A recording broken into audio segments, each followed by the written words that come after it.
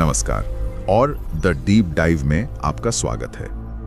आज हम एक ऐसे सवाल पर बात करने वाले हैं जो कुछ साल पहले तक साइंस फिक्शन लगता था। हाँ, पर अब वो हमारी हकीकत बनता जा रहा है। सवाल ये है कि क्या होगा जब इंसानों के लिए काम ही खत्म हो जाएगा? सदियों से हमारी पूरी जिंदगी, हमारा समाज काम के इर्द गिर्द ही बना है। बिल्कुल, ये सिर्फ पैसे कमाने का जरिया नहीं है। हाँ, ये हमारी पहचान है, हमारा अनुशासन, सुबह उठने की एक वजह। हाँ लेकिन अब आर्टिफिशियल इंटेलिजेंस और ऑटोमेशन इस पूरी बुनियाद को हिला रहे हैं।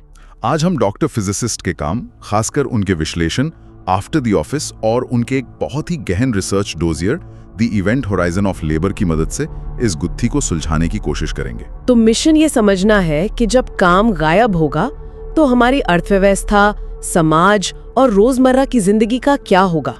क्या ये एक भयानक संकट है या फिर एक नए सुनहरे दौर की शुरुआत? और पता है सबसे दिलचस्प बात क्या है?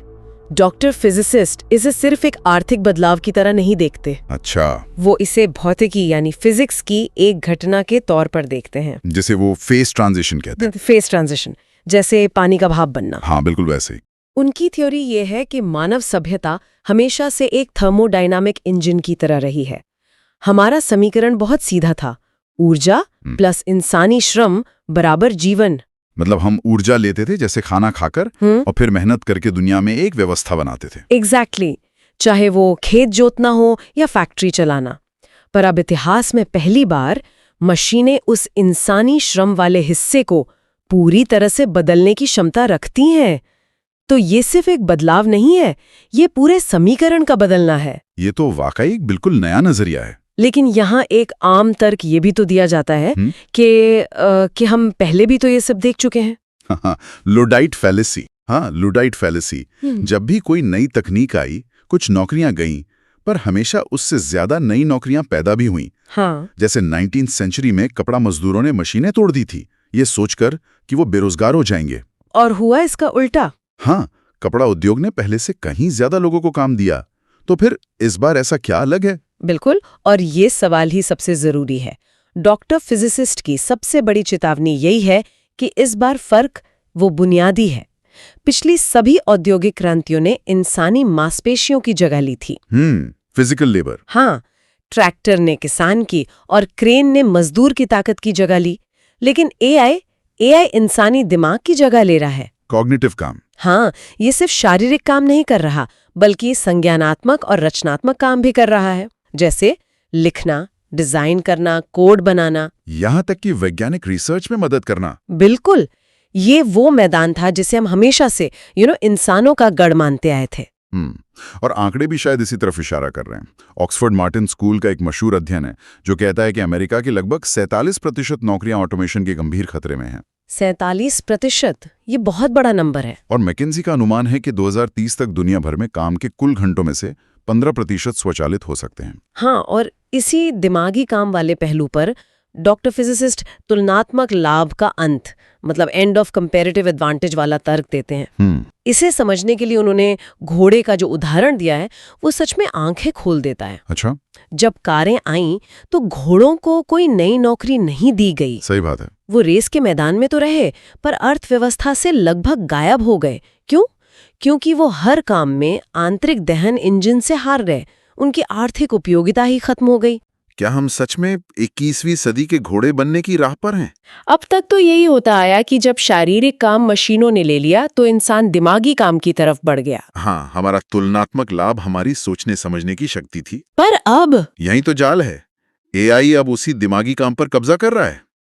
तो डॉक्टर फिजिस्ट का मौलिक सवाल ये है, अगर एक एआई इंसानों से ज्यादा स्मार्ट, तेज और सस्ता है और एक रोबोट ज्यादा मजबूत और सटीक है, तो इंसान वो आर्थिक समीकरण में कहां फिट होगा? उनके अनुसार शारीरिक मेहनत और दिमागी मेहनत के अलावा कोई तीसरा मैदान है ही नहीं जहां इंसान जाकर खड़ा हो सके। ये एक ऐसी स्थिति है जिसका सामना इंसान ने पहले कभी नहीं किया। ये सुनने में बहुत निराशाजनक लगता है। तो अगर हम इस रास्ते पर आगे बढ़ते हैं तो इसके नतीजे क्या होंगे?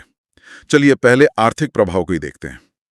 एक तरफ तो ये है कि अगर मशीनें सारा काम करेंगी तो कंपनियों का मुनाफा और उत्पादकता तो आसमान छुएगी। हाँ, देश की जीडीपी शायद रॉकेट बन जाएगी। लेकिन यहीं पर एक गहरा विरोधाभास छिपा है ना। बिल्कुल। इसे उत्पादन खपत का विरोधाभास कहते हैं। सोचिए, अगर मशीनें सब कुछ बना रही हैं, लेकिन ज्यादातर लोगों के पास नौकरी और तनख्वाह नहीं है। तो उन मशीनों का बनाया सामान खरीदेगा कौन? एग्जैक्टली। अगर मांग ही खत्म हो गई तो पूरी अर्थव्यवस्था ठप पड़ सकती है। इसी वजह से डॉक्टर फिजिस्ट कहते हैं कि भविष्य में पूंजी का स्वामित्व पहले से कहीं ज्यादा मायने रखेगा। मतलब जिसके पास एआई और रोबोट्स होंगे वो अमीर होता जाएगा और बाकी लोग बहुत पीछे छूट जाएंगे। और समानता की खाई इतनी गहरी हो जाएगी जितनी हमने कभी देखी नहीं। और ये तो सिर्फ पैसों की बात हुई, लेकिन काम तो हमारी पहचान और मानसिक स्वास्थ्य से भी जुड़ा है। जब वो छिन जाएगा तो उस खालीपन का क्या होगा? ये असर शायद, अब देखिए, ये शायद आर्थिक असर से भी ज्यादा खतरनाक हो सकता है। काम सिर्फ आय का स्रोत नहीं है। एक समाजशास्त्री थी मारिया जहोदा, उन्होंने इसे काम के अव्यक्त लाभ कहा था। Latent functions of work. हाँ, काम हमारे दिन को एक ढांचा देता है, हमें लोगों से मिलने जुलने का मौका देता है, एक सामूहिक उद्देश्य का हिस्सा बनाता है, समाज में एक हैसियत देता है। बिल्कुल। जब ये सब अचानक छिन जाता है तो इंसान का मन एक गहरे खालीपन में चला जाता है। और इसके नतीजे कितने गंभीर हो सकते हैं इसका अंदाजा शायद हमें है भी नहीं। हाँ, लैंसेट साइकियाट्री का एक विश्लेषण है जो दुनिया भर में हर साल लगभग 45,000 आत्महत्याओं को सीधे सीधे बेरोजगारी से जोड़ता है। 45,000, और ये आंकड़ा तो एआई के आने से पहले का है। हाँ, डॉक्टर फिजिसिस्ट का मानना है कि जब दैनिक दिनचर्या और सामाजिक नेटवर्क रातों रात गायब हो जाते हैं तो बहुत बड़ी आबादी मानसिक तौर पर संघर्ष करेगी। वर्ल्ड इकोनॉमिक फोरम इसी को एआई प्रिकेरिएट का उदय कहता है। एआई प्रिकेरिएट, ये शब्द प्रिकेरियस और प्रोलेटारिएट से मिलकर बना है ना। सही, मतलब ज्ञान पर आधारित काम करने वालों का एक ऐसा नया वर्ग जिनकी जिंदगी अनिश्चितता और असुरक्षा से भरी होगी। वो सिर्फ आय नहीं खोएंगे बल्कि अपना मकसद और अपना समुदाय भी खो देंगे। यह आंकड़ा वाकई चौंकाने वाला है। मतलब ये तो क्लियर है कि काम सिर्फ तनख्वाह के चेक से कहीं ज्यादा है। ये हमारे वजूद से जुड़ा है। और जब इतना बड़ा तबका आर्थिक और मानसिक तौर पर परेशान होगा तो इसका राजनीतिक असर तो पड़ेगा ही, और वो सबसे विस्फोटक हो सकता है। इतिहास में हमने ये देखा भी है। बिल्कुल, इतिहास गवाह है। बड़े पैमाने पर आर्थिक तंगी और बेरोजगारी हमेशा राजनीतिक अस्थिरता लाती है। 1930 की महामंदी के दौरान फैली बेरोजगारी ने ही जर्मनी और कई दूसरे देशों में उग्रवादी शासनों को सत्ता में आने का मौका दिया था।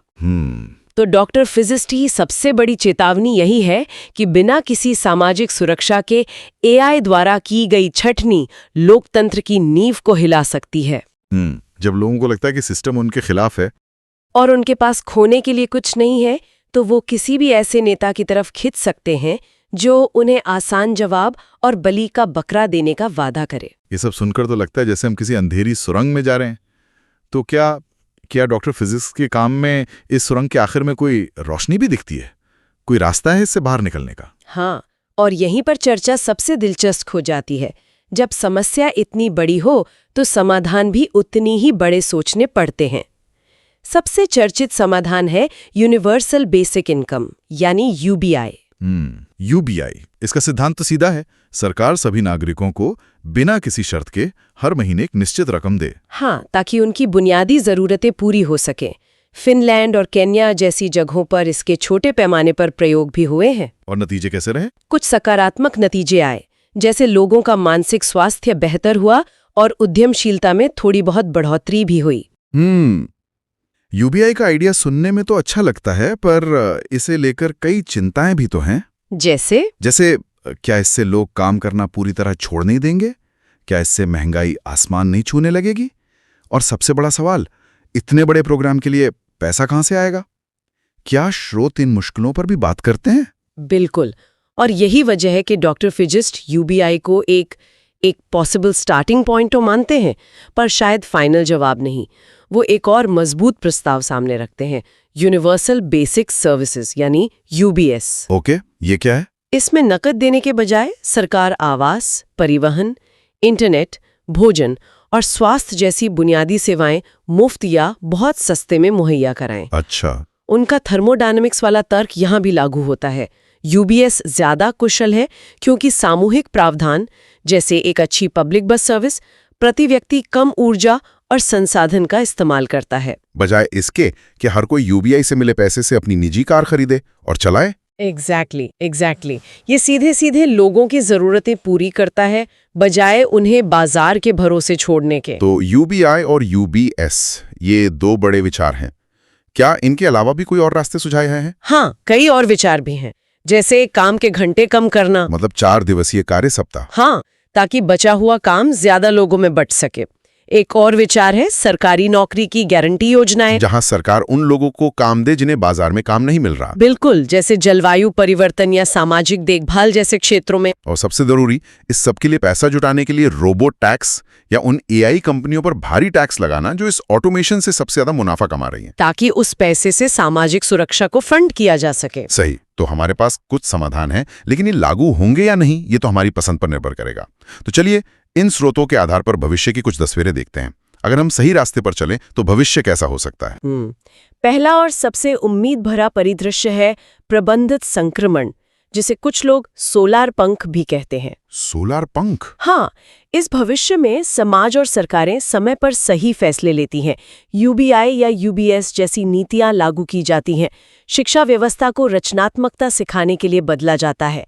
काम एक जरूरत नहीं बल्कि एक विकल्प बन जाता है। तो लोग क्या करते हैं? लोग अपनी जिंदगी कला, विज्ञान, समुदाय और अपने शौक को देते हैं। टेक्नोलॉजी का इस्तेमाल प्रकृति और समाज से दोबारा जुड़ने के लिए किया जाता है।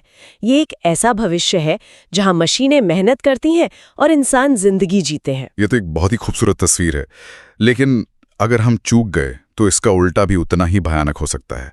स्रोतों में इसे टेक्नो फ्यूडलिज्म या तकनीकी सामंतवाद कहा गया है। नाम ही डरावना है। हाँ, और ये एक बहुत ही अंधकारमय भविष्य है जिसे डॉक्टर फिजिसिस्ट उच्च एंट्रोपी दुस्वप्न कहते हैं। High entropy nightmare. इस दुनिया में एआई और ऑटोमेशन का मालिकाना हक कुछ गिनी चुनी बड़ी टेक्नोलॉजी कंपनियों के पास होता है, जिन्हें क्लाउड लिस्ट्स कहा गया है। Cloud lists? हाँ, बाजार की जगह उनके प्लेटफॉर्म ले लेते हैं और आम जनता, जिसे कुछ विचारकों ने यूजलेस क्लास या बेकार वर्ग कहा है, वो डिजिटल दुनिया में मनोरंजन और एल्गोरिदम के सहारे गरीबी में जीती है। एक नए जमाने के सामंती प्रभु और उनके डिजिटल गुलाम। बिल्कुल, धन और शक्ति कुछ ही लोगों के हाथों में सिमट जाती है। ये तो सुनने में ही भयानक है। इन दो एक्सट्रीम के बीच क्या कोई और रास्ता भी है? एक तीसरा परिदृश्य भी था, पूर्ण स्वचालित विलासिता साम्यवाद। Fully automated luxury communism. हाँ, ये थोड़ा स्टार ट्रेक जैसा लगता है ना? हाँ, ये एक आदर्शवादी यूटोपियन भविष्य है। इसका विचार ये है कि समाज तकनीक को पूरी तरह से अपनाता है और उसके फायदों को सबके साथ बांटता है। मशीनें सारा जरूरी काम करती हैं और ऊर्जा, सूचना, भोजन जैसी चीजों की लागत लगभग शून्य हो जाती है और ये सभी के लिए मुफ्त में उपलब्ध होती हैं। तो यहाँ काम का क्या होता है? काम पूरी तरह से स्वैच्छिक और आत्मसंतुष्टि के लिए होता है। लोग कला, विज्ञान, दर्शन और अंतरिक्ष की खोज में अपना समय लगाते हैं। यहाँ कोई कमी नहीं है, सिर्फ संभावनाएं हैं। तो कुल मिलाकर हमारे सामने 3 रास्ते हैं, एक प्रबंधित और मानवीय भविष्य, एक डिजिटल सामंतवाद या एक तकनीकी यूटोपिया।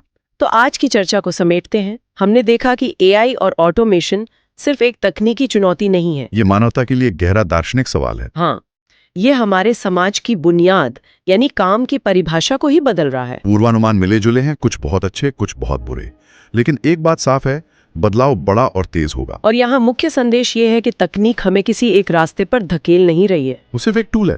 बिल्कुल, तकनीक सिर्फ संभावनाओं का दरवाजा खोलती है। हम किस दरवाजे से गुजरते हैं, ये एक राजनीतिक और सामाजिक चुनाव होगा। ये भविष्य मूल्यों की लड़ाई है। क्या हम मानव गरिमा, समानता और रचनात्मकता को प्राथमिकता देंगे या बाजार की ताकतों को बेलगाम चलने देंगे? जैसा कि डॉक्टर फिजिसिस्ट ने कहा है, मुद्दा सिर्फ तकनीकी क्षमताओं का नहीं है, बल्कि हमारी समाज की पसंद का है। हम अपनी बनाई हुई इस जबरदस्त दौलत को कैसे बांटते हैं, यही तय करेगा कि हम एक बेहतर समाज बनेंगे या एक टूटा हुआ समाज। और हम अपने श्रोताओं को डॉक्टर फिजिसिस्ट के अंतिम संदेश से लिए गए एक विचार के साथ छोड़ना चाहेंगे। वो कहते हैं, एक ऐसे मानवीय भविष्य का निर्माण करने की हमारी क्षमता जिसमें सभी लोग फल फूल सके, चाहे उनके पास पारंपरिक नौकरियां हो या ना हो, ये हमारी 21वीं सदी की सबसे बड़ी चुनौती और सबसे बड़ी उपलब्धि होगी।